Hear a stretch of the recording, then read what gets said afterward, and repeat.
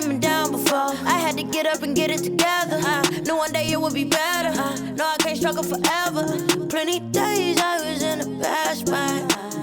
I can't throw no stones up at a glass house. Yeah, from the bottom to the top, baby. Yeah, I can never stop, baby. Oh, they don't like me, oh, that cool. Tell them stop, hey. From the bottom to the top, baby. Bottom to the top, baby. Oh, they don't like me, oh, that cool. Tell them stop. I show you what hustle is. Yeah, make it to places you never did. Yeah, diamonds come from pressure. I've been shining since. Oh, I had to pick up the pieces. I couldn't settle with decent. I'm bringing sand to the beaches. I went through hell for a reason. You are tuning in to From the Bottom to the Top with your girl, Princess with the Real. And of course, I got Terry Miles in the building today, and I'm finna get all up and through his business. Y'all know I don't do no small talk, so I like to get right up into it, okay? So let's start with, did you grow up in a single parent household, or did you have both of your parents?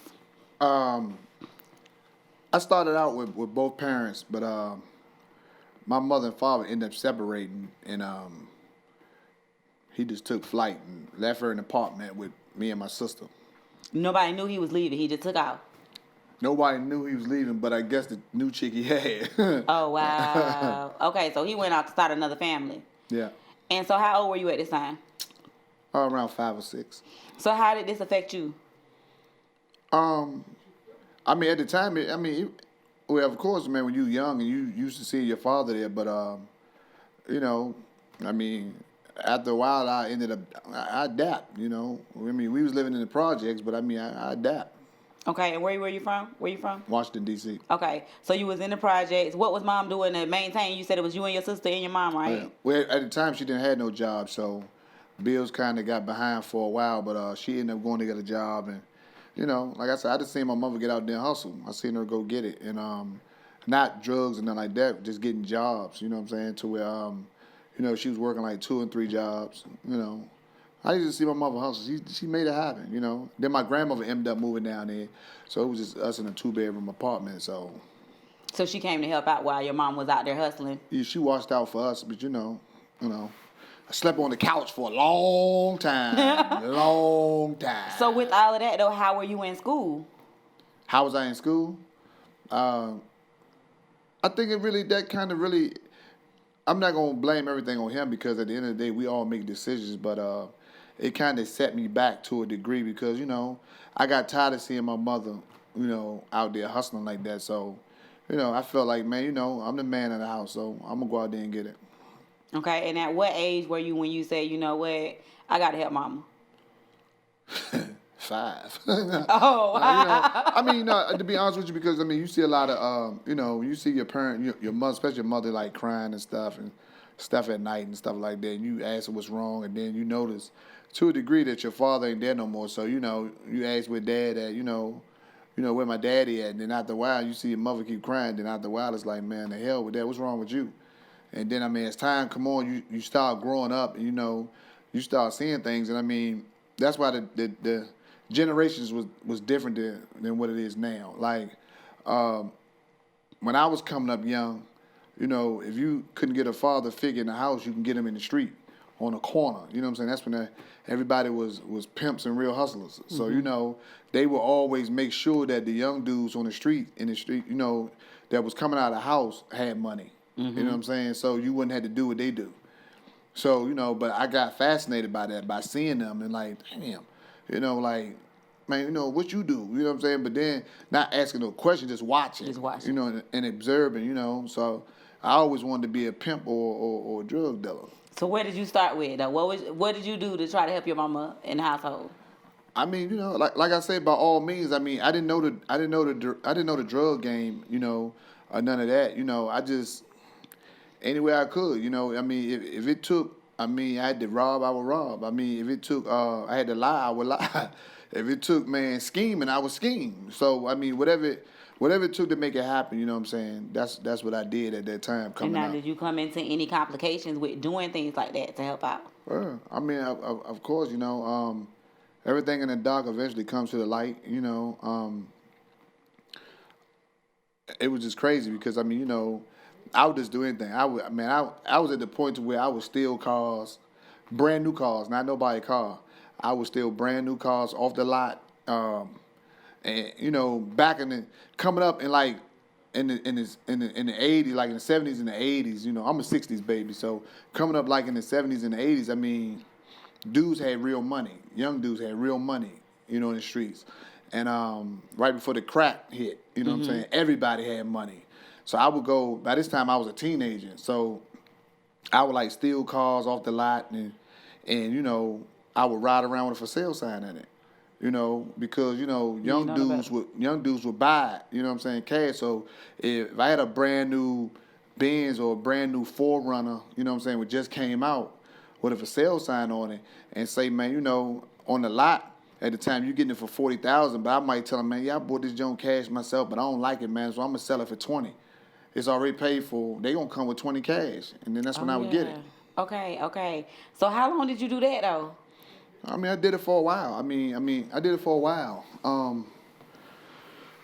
I did it for a while enough that people thought I was getting big money selling drugs, but all the time I was just maneuvering and you know, that was my robbing tactic, you know, because I knew what I asked for you was gonna have.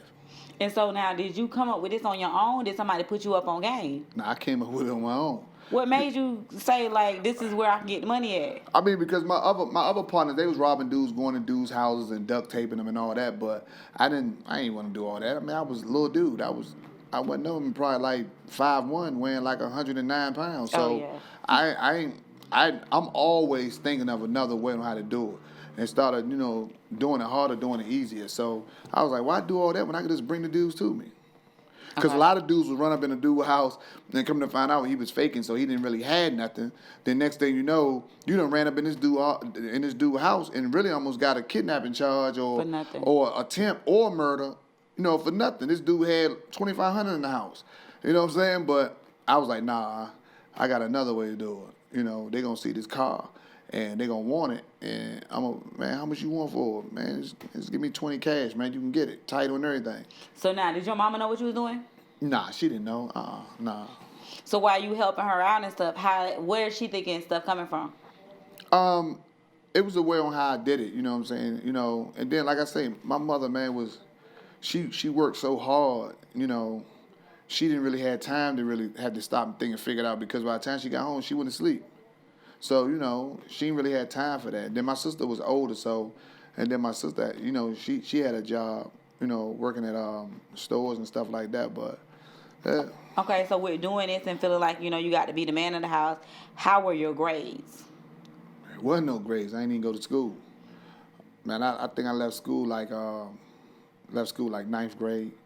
I didn't even, that was because they ended up pushing me out, throwing me out. What you mean? Like, you know, like pushing me, expelling me, you know, like wouldn't let me come back to school no more. What happened though? It wasn't nothing happened. It's just that, I mean, you know, that's when I started gradually getting into the drug game, and, you know, I would just go to school to sell drugs. Okay. So when everybody was in the hallway, you know, once again, when everybody had neighborhood corners in the streets, I had a hallway. So when I would go to school, I would lay up against the wall and just hustle. Okay, so you weren't even going to class? Nah, I wasn't going to class. Nah, I was one of those dudes that, man, because I didn't want to go to class, I made sure you ain't go. So when the bell rung, I would hold you down. It'd be like, you late, Dan, you might as well walk around with me in the hallway. So you was the bad influence? I ain't gonna lie, I was a bad influence, but I mean, if I could change it right now, I would go to school. There's a lot of things I would change right now if I could, but that really hurt me up to date. So that's something that you wish you could take back. You wish you could go back to school. Yeah. So you dropped out. You said ninth grade. Well, they pushed me out. They pushed you out. They got tired. They was like, look. You weren't doing that. You just coming in here causing ruckus. I'm sick of you, man. Like, come in, man. They brought me in the office one day and was like, you know, they had put me out of all D.C. public schools. Then my mother ended up moving to Maryland, and then I got put out of all Maryland public schools. Oh wow! So she moved from to a whole different district. Yeah, because my mother, she would work so much to where she was working security for department stores. Then she went from working security to actually being a police officer. Oh wow! Okay. So now she's a police officer. How old are you at this time? Probably like 15. 15. So you moving the way you moving to try to get the extra money in the household. You weren't scared or nothing when you? No. I mean, I wasn't scared because, I mean, after we ended up moving out of the projects in D.C., over Southeast, we ended up moving to Maryland, right across the line of D.C. And it was better apartments, you know what I'm saying? So, you know, everything was good, you know. Still had a 2-bedroom apartment, though, so I'm still on the couch. You know what I'm saying? And that couch, But it's a better living arrangement. yeah, you know, I lived on that couch for a long time, man, for a long time, but... You must look like you was comfortable on the couch. That's Oh probably man, why I you was didn't get off comfortable. I of mean, it. you know, when you young like that, you don't care. I had the advantage because I could watch TV all night. I was in the living room, Oh, okay. so I wasn't tripping. But as time came on, you know, and I got older, you know, things took place, and you know, I started getting locked up, and you know. Look, I'm gonna stop you there. We're gonna go pay some bills because it sounds like things finna take a turn, and I want to make sure we get all the details of that story. So y'all make sure y'all go get y'all something to drink, whatever y'all need, and y'all get back to the television because we'll be right back to From the Bottom to the Top with your girl Princess with the Real. You are back with your girl Princess with the Real on From the Bottom to the Top, and I am still sitting down with Terry, getting all up in his business. Where we stopped at was, you know, he did not finish school because they pushed him out, you know, and you know he was trying to take care of the household, helping out with mom, you know, because he didn't want to see mom, you know, struggling to try to make ends meet. But where we left off at was he was starting to get into some trouble and stuff. So I want to pick back off where we left off at and hear about what happened, how he got out of it, and what happened next in his life after that. So let's jump back into it. Mm-hmm. So you didn't finish school. At this point, now you start to getting in some trouble with the law. Yeah. What's going about? What's going on?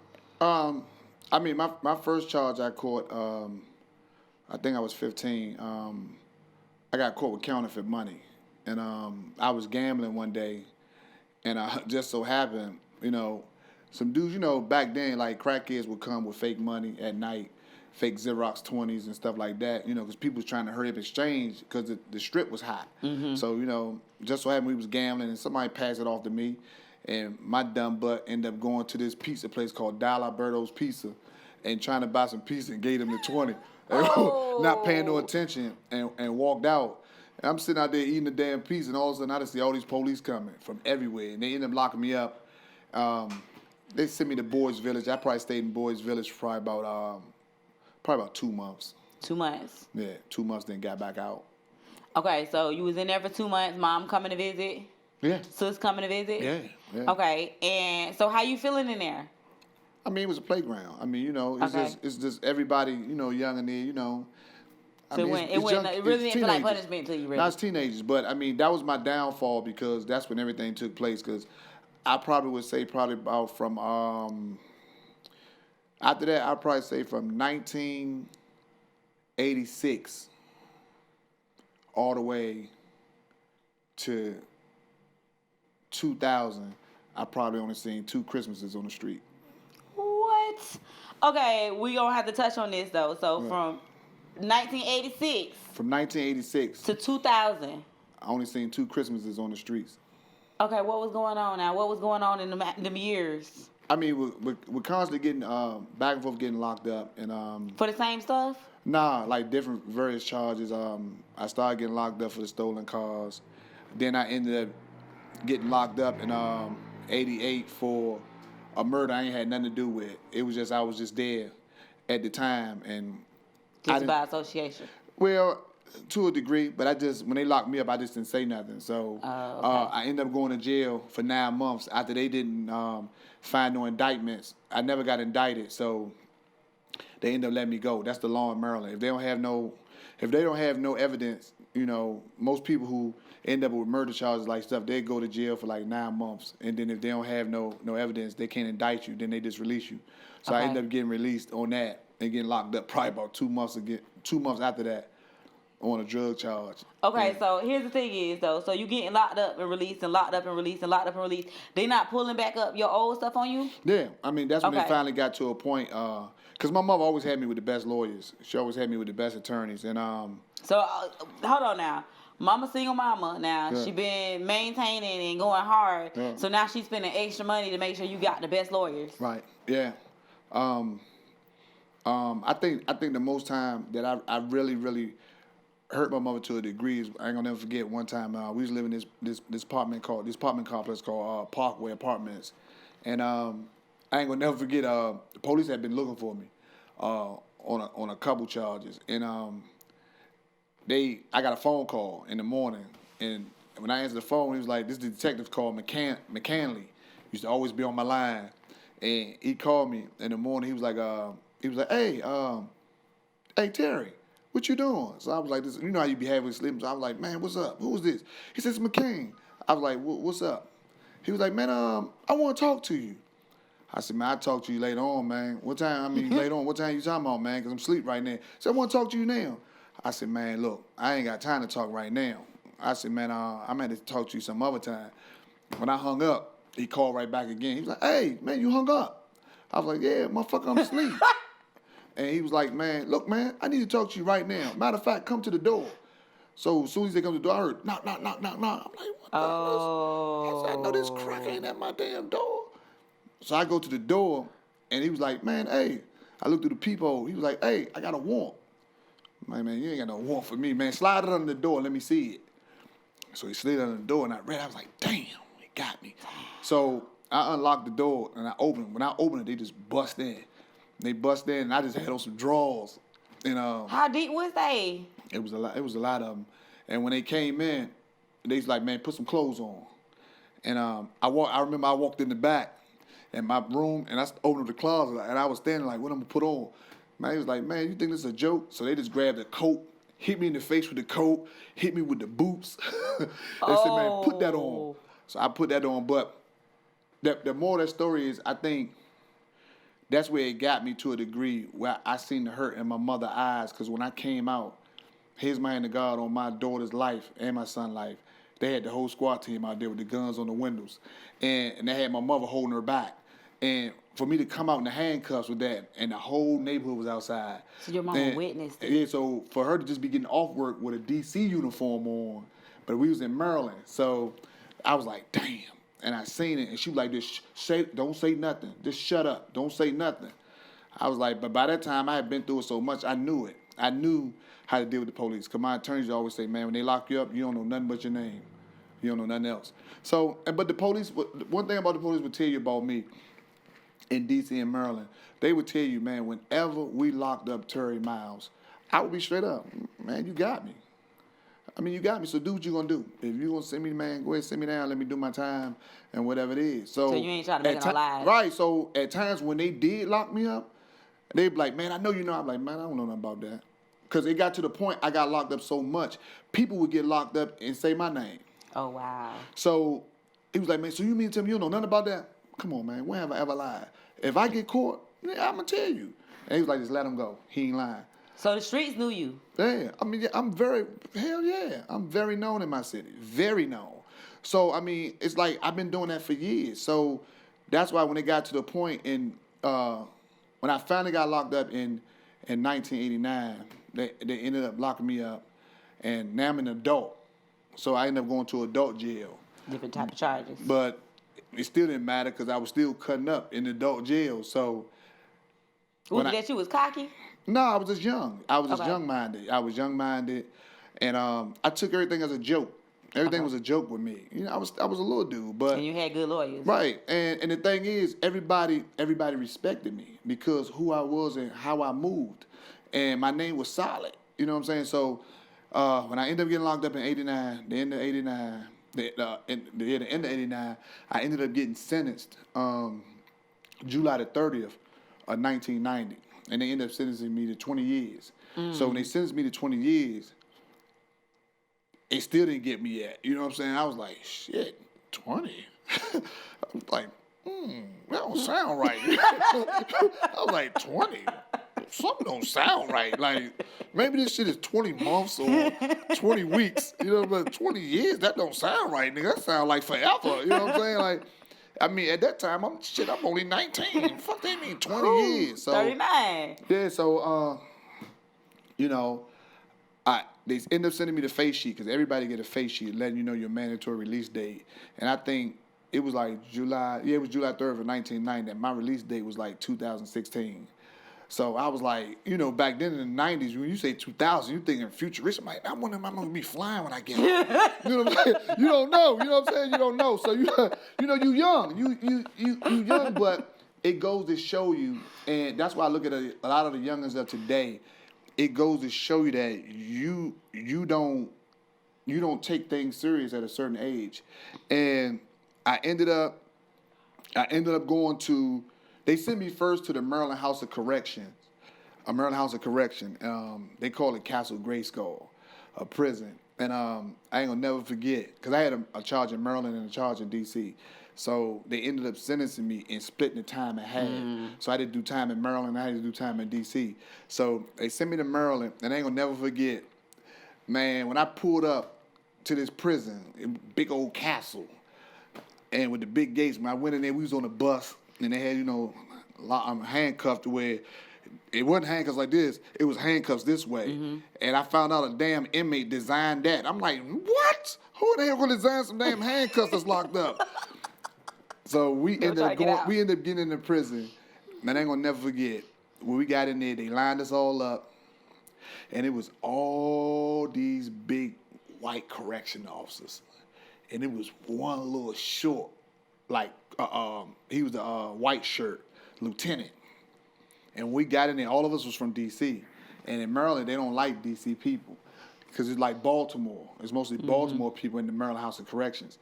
So I ain't gonna never forget, man, that little white dude said, nigger, nigger, nigger, nigger, nigger, nigger, bigger nigger. What? I was like, what? Just call me a nigger. He was like this, man, let me tell you something about you niggas. You got 2 strikes against you. 1, you're black. We don't like blacks. And 2, you're from Washington, D.C.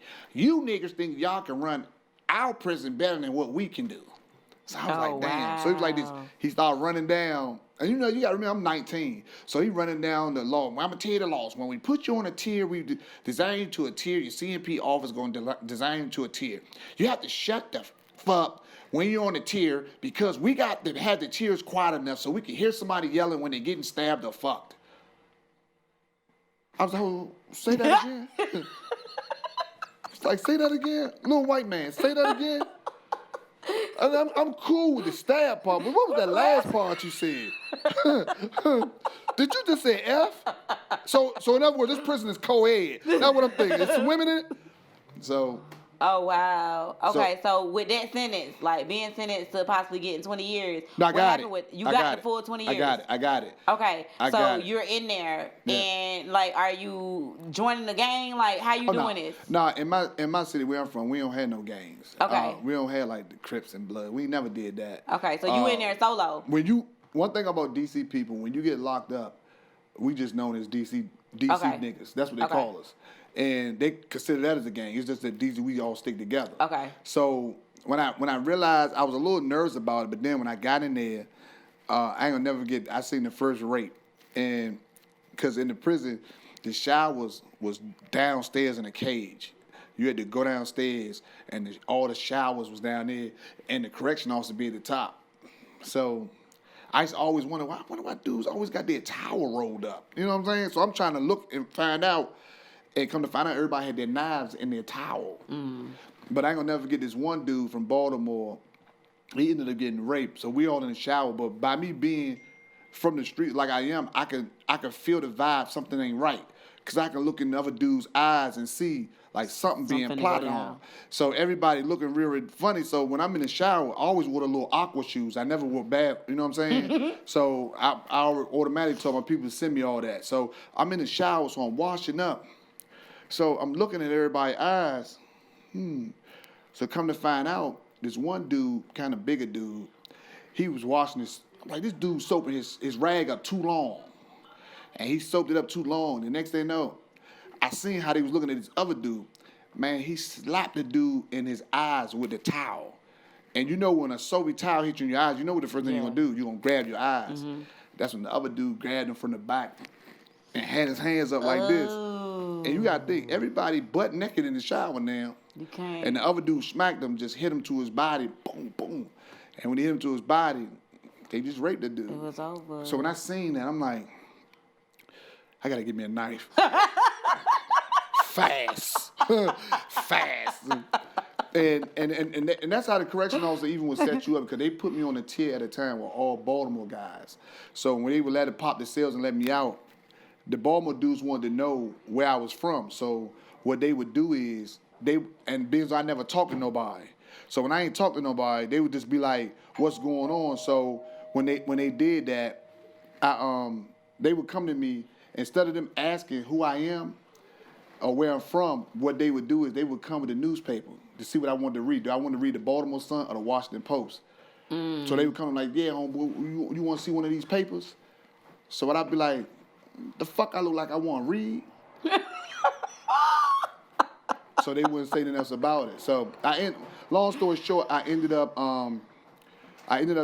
moving me to a tier with all DC.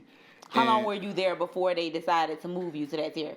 Probably about 6 months. Okay. I stayed there for about 6 months. Then after that, it was just, man, I ended up going on the side where it was all DC dudes. So it was a little bit better environment for you. It was a whole lot better. So how much time did you actually serve, though? Well, I actually ended up staying out there at the Maryland House of Correction for like 3 years. 3 years? But I was still fighting the case in DC. So I ended up getting found guilty in DC. So once I finished the time in the Maryland House of Correction, they ended up sending me to Lorton in DC, back to DC, which I was happy because it was a playground. I was back at home there. But how long did you do in DC?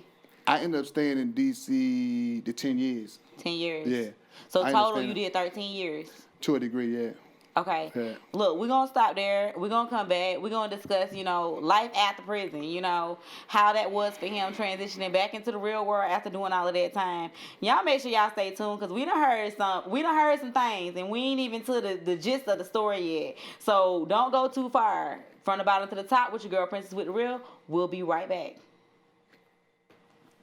You are back to From the Bottom to the Top with your girl, Princess with the Real. And when I tell you Terry got a story, he got a story. Now, we transitioned to him getting out of prison. We want to discuss, his life after prison. And we want to get to where he is now in life and where he intends to go. I don't got enough time to get the story, so I'm finna get right back into it. No small talk. Okay, so after prison, where you went home to? After I got out, well,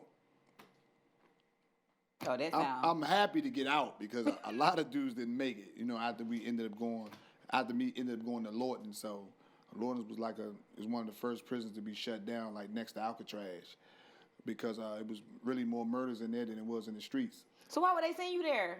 Because they were sending all DC guys there. Like in Washington DC, ended up turning federal, so it's phased automatically. But the inmates ran the prison. So that's why they ended up shutting it down because it was too many lawsuits going on from people getting killed daily. So they ended up shutting it down. So now, did you get stabbed up or anything in there? Once. I got stabbed in my hand and in my head. The crazy part, a homosexual saved me. I ain't gonna lie, it was crazy. Oh, wow. He was in there, niggas in there doing his hair with hot curlers. But it just so happened that the dude, when I was taking a shower, the dude was creeping with the knife. And I had my head turned, and the face was like, "Watch out, young head." By the time I turned around, he stabbed me once with an ice pick. He hit me here. And the next time I put my hand up to grab, he stabbed me in the hand, but he ran. He ran, and he went into the correction officers and told. How bad was this, though? It was pretty. I ain't got no feeling in his hand, but right here in the palm. But I'm talking about your head, though. I got a big head. I took it. Like, how far deep did he go in there? You know what? He didn't really get a chance to go that deep because when the homosexual yelled out my name like that, you know how you automatically turn around because you always on guard anyway. And that was my fault. I should have known better. I got too relaxed. Because you got too many people in there and you feel like you untouchable. So you got to think, at this time, by the time I got the Lord, and I had already been in for like 3 years, so I got a little size on me now. Okay. So, at the end of the day, I just got too relaxed. So it was a wake-up call. Well, I got to ask, the homosexual saved you. Did he ever want anything in return? Nah, it's like this. One thing about DC is like this. Don't get me wrong. You got dudes that do it. And at the end of the day, I've always had a bunch of women that come see me wherever I was at. You know what I'm saying? And you don't really want that because, man, DC dudes talk. When I say they talk, it's going to talk. Especially if you got any kind of name for yourself, it's going to get out there. So, I was cool. And then, I had a couple correction officers, too, that I had in there. Okay. So I was cool. He ain't never want you to return no favors? Nah, man, they rock with me because, at the end of the day, I was still selling in the jail. So, okay, did you do any time in, like, the ICU with all of that? Like, how long was you in ICU?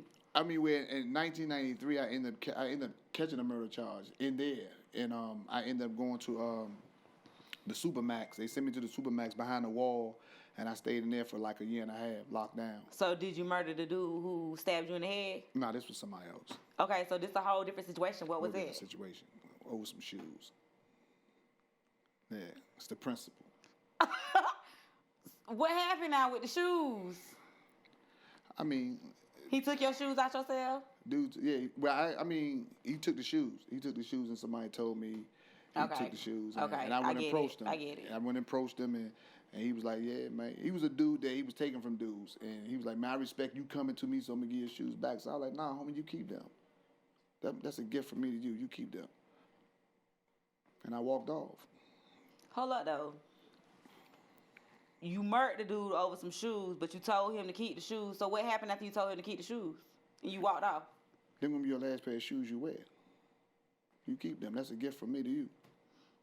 He was like, oh, yeah, I appreciate that. I was like, all right, and I walked off. Because he had no idea what you was plotting in your head. It's all about life. It's just about life. I mean, you got to So respect. you caught that charge. Did that added more time to your sentence? I ended up getting not guilty on it.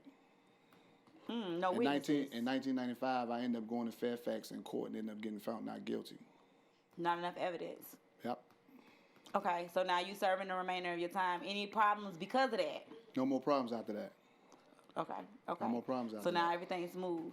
Yeah, I mean, I'm just not that kind of dude. Like, I'm pretty cool, laid back, and I don't bother nobody. But when you somebody try bother you. me, you can get what you're looking for. Okay. You know? So They gonna get people more than what they respect looking that. for because he tried to give you the shoes back. Oh, come on, man. I mean, for me, I try to do a lot for people. So for you to disrespect me, then, I mean, you know, I'm going to show you ain't going to really disrespect nobody else. I don't have no problems with that. And you still carry that. I can, in your voice and your tone, I can still, that's your mentality in life. Yeah, that's the mentality of a man. Okay. Yeah, men, you have to respect men. Yeah, that's it. Okay, so now you do your time and you went through all of that. You come home. You come home to mama? Where you going? Where you I'm going staying? to tell you, I mean, just to make the long story short, it's crazy. I ended up going to Supermax behind the wall. I stayed back there for a year. And the crazy part, that's when I really started reading on Bibles and Qurans and all that. And it's crazy because I tell the people a lot of this story. It was only one. I used to get, my people used to send me the magazines. I forgot the name of them. Not Right On, but it was these other ones they used to send me. And it was only one rapper that I read about, and that was Master P. And I was like, man, I like this dude. Like, man, I don't, because DC, we into go-go. We ain't into rap at that time. So I was like, man, I don't really care for too much of the rap dudes, them little rappers, but this dude right here, I like this dude. So when I finally ended up getting out of lockdown and going back to minimum max where you can move around at, and I started watching Rap City, Ticket in the Basement, and all that, and I seen his video about it. So I was like, man, that dude, like, he might be real. Because I was like, how this dude got a baseball bat? That's how we was in our hood, like with a baseball bat. So I'm like, okay. And it's crazy because I ended up getting out in 1999. I ended up getting out and right before they shut Lawton down. And I said, I'm going to get into this entertainment business. I don't know what I'm going to do. I don't know what I'm going to do out there. Because when I got out, I didn't even know how to work a gas pump. And I mean, I ain't gonna never forget, I was standing at the gas pump one day, just staring at it, because when I went in, I think it was just a latch. When I got out, it was stuff you press. So I was sitting there looking at it like, damn, how the hell I get this gas? And this girl was looking at me. She was like, baby, what, you just got out of jail? I was like, yeah. She said, I could tell. This how you do it. Bless your heart. So, you know, I said, I'm gonna get into this entertainment business, and I went to comedy spots. I didn't know what to do because I couldn't rap. So, and I couldn't sing, but I always been known to be a funny dude. So I ended up going at this comedy show, and I ain't gonna never forget the Wayne brother, the young one, I think Marlon. Marlon was on stage, and everybody was like this, man, get that dude here, get him, man, you get him. So I started saying jokes from the audience, and he was like, hey, man, that shit sounds slick, but it don't count until you come on stage where I'm at. And I ended up going up there. And That night? Yeah, on stage with him. And we ended up going at each other. And I kind of got out on him. And I felt like I really probably got out on him. Like he said, man, you only got out like that because you in your city. So, but they ended up letting me come back. And I ended up hosting it. And that's when I started meeting a lot of comedians. My other homie, Dominique from Southeast, she brought me Mike Epps. And I ain't gonna never forget, it was my spot. It was rowdy as hell. I mean, it was really rowdy, but she said, man, I got this dude, man. I want you to give him some time here. I was like, who is it? She said, his name Mike. And she ended up bringing him on. I said, look, Slim, I'm gonna give you 10 minutes. If dudes come on stage and pull you off of there, because I done seen them whoop some comedians' asses on here now. If they bring you on, if I bring you on and you ain't funny, they gonna let you know. He said, all right. And Mike went up there and he was doing impressions. And he ended up doing good. And a lot of dudes started coming through my spot that I had, from Ricky Smiley to everybody. Bruce. Just because of what? You know what I'm saying? They was just coming through, you know what I'm saying? And I ended up, man, running that whole spot. And I ended up, after that, started taking the comedy on comedy cruises on the Spirit of Washington, selling them out. And I was like, damn, I like this.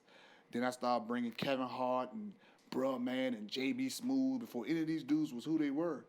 And then now I'm getting money without the old way. Mm-hmm. So now, in D.C. now, the snakes looking there. They like, oh, they licking their chops like, oh, this nigga here getting money. So get that one. So I ended up meeting this chick, and she went to Clark, Atlanta, and she told me she wanted to move back to Atlanta. And I was like, damn, Atlanta? She said, you need to come with me because you probably could escalate bigger down there. But she had a plan. She thought if she took me away from D.C., that I would come to Atlanta and be lost and be just stuck with her. Okay. And just so happened I came to Atlanta, and I came out here, and, man, I just took off. I said, I'm going to get into this film industry. You came to Atlanta because she introduced you to coming to Atlanta. Yeah, I didn't know nobody yet. So you took off. Did you take off on her too? Yeah, I did my father. I took off on her too. That's my father. I got my father blood. He dipped on my mom. I dipped on her. Are you holding me back? So you took off on her, got here, took off, and you ain't even lose no sleep behind that. No sleep. And like, once again, to go back to the story, I ended up going on the road with A.J. Johnson. Me, A.J. Johnson, Kevin Hart, Alex Thomas, and Bruh Man. And I put a tour together. We was going to all these little spots. And I ain't gonna never forget, A.J. said, man, I got somebody want to holler at you, man. This, my people say he wanna talk to you, man, because he been seeing you. So I'm like, who? And he put me on the phone, and it was P, Master P. And I was like, damn, the universe is a monster. I was like, ooh. And after that, me and P got together, and we've been like this ever since. So that's how you got in there. I got the hookup. Yeah, he flew me to LA. Later. That was years later. Yeah. I mean, me and P almost got 20 years in there together. So, I got to speed up the story a little bit because I know you done been doing a lot of stuff. You got your own movies that you're working on.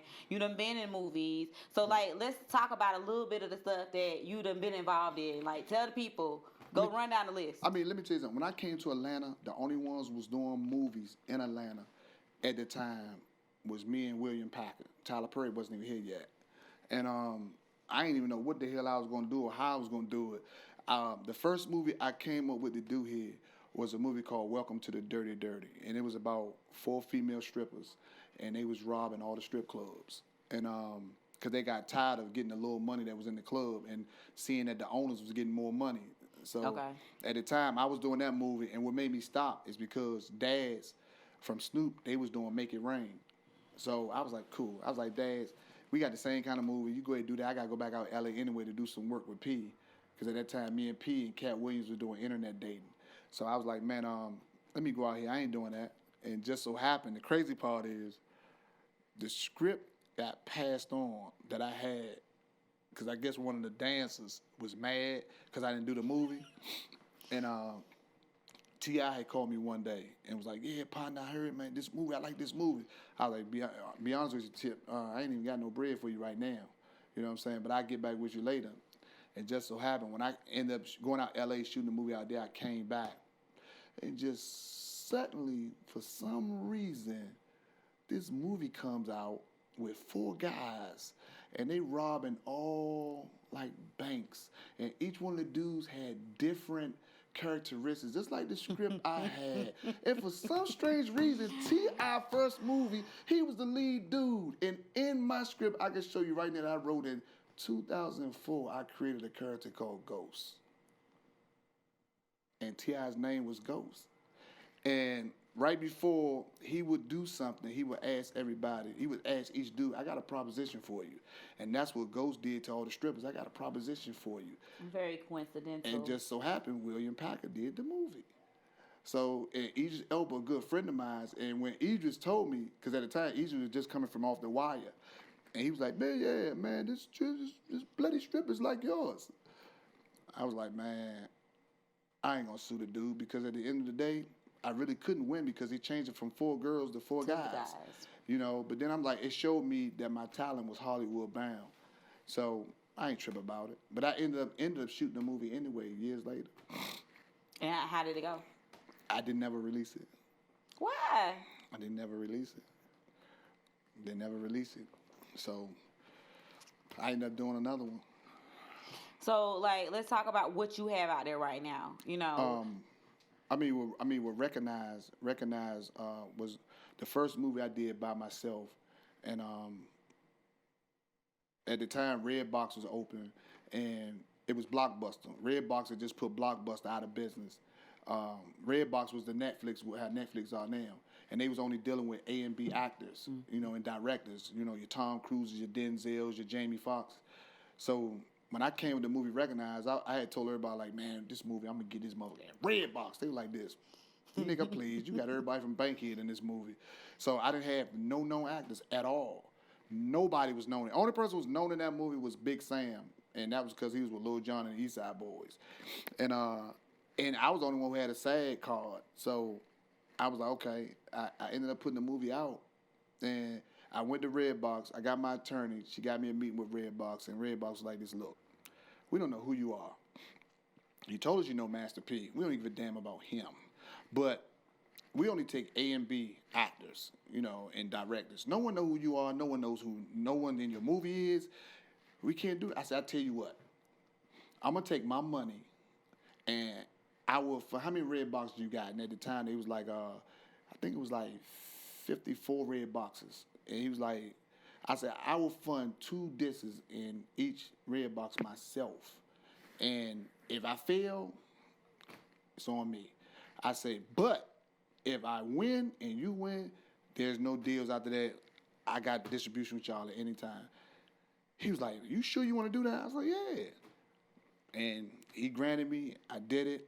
And I told everybody, and this was 2012. And I told everybody, I said, look, get on your Facebooks, get on your Twitter, and, man, at 12 o'clock, man, we're going to push this shit everywhere. And they released me the same night they released Django, Jamie Foxx. A week later, the guy called me the rep from Redbox called me and said, man, for the love of Jesus, who are you? I was like, what you mean? He was like, man, you sold more than Django.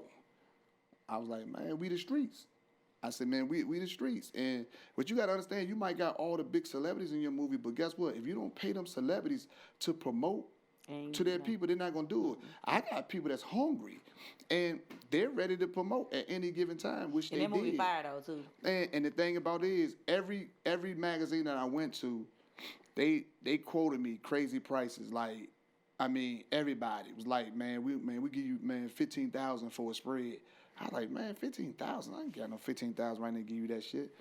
And the creator worked so good that I believed so much in that project, and I spoke it into existence with everybody about what I was going to do.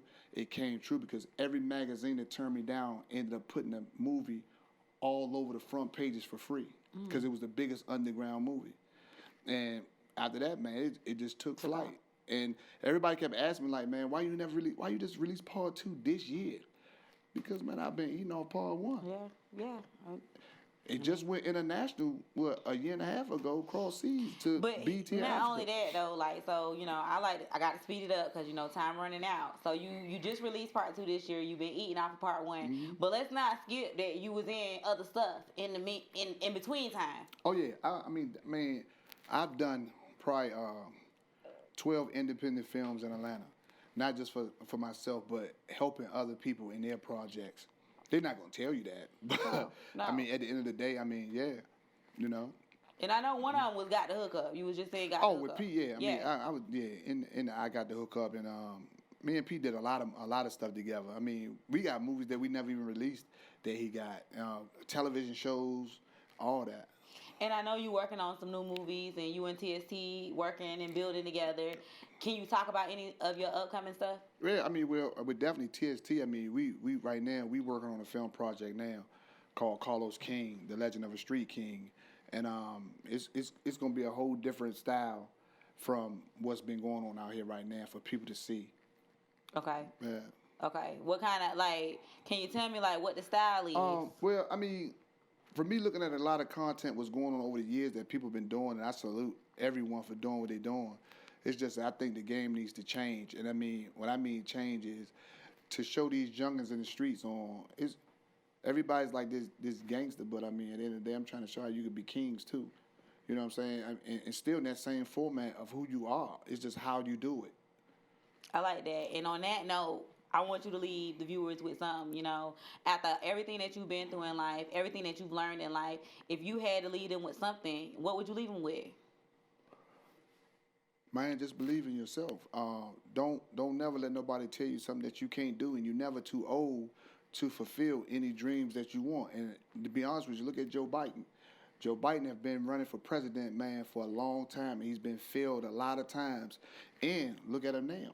I mean, at his age, to where he's almost damn near 90, but he fulfilled a dream. He always wanted to be a president. He kept going, he kept going, he kept going, and look at him now. He broke history with the votes. So don't never think because your age is over for you, or whatever you've done in your life is over for you. It's all about what you want out of life, and if you keep pursuing it, the universe will open up its doors for you. Y'all heard it. And I mean, I couldn't have said it better myself. So make sure y'all take heed to the words that he said. Now, with that, I also want you to let the people know how they can follow you, where they can find your stuff at. What's your platforms? You probably can find me definitely probably at your baby mother's house. No. You might as well with me. No. But I mean, you can find me on all platforms. You can just put my name in Terry Miles or T Millions, and I mean everything will come up. And it's me that normally answers, so it's not no PRs or it's not no this or not that. It's me. If I can help you, I'll help you. If I can't, I'm gonna tell you I can't. Okay. Y'all got it. Y'all heard his story. I got as much as I could in my hour with him. Make sure you continue to tune in to From the Bottom to the Top with your girl, Princess with the Real. Make sure you go follow Terry and keep up with his journey. And get my book. The book. Make sure y'all get his book. Raising a King. From ex-con to icon. If you want to, get that mentality of where he is and understand him, go get that book. Go get that book now. Make sure y'all stay tuned to From the Bottom to the Top, but also tune in to Terry Miles. Make sure you go to his page, you follow him, because his journey, he done been through a lot, but this is definitely not it. See you next week. Yeah, I done been down before. I had to get up and get it together. Knew one day it would be better.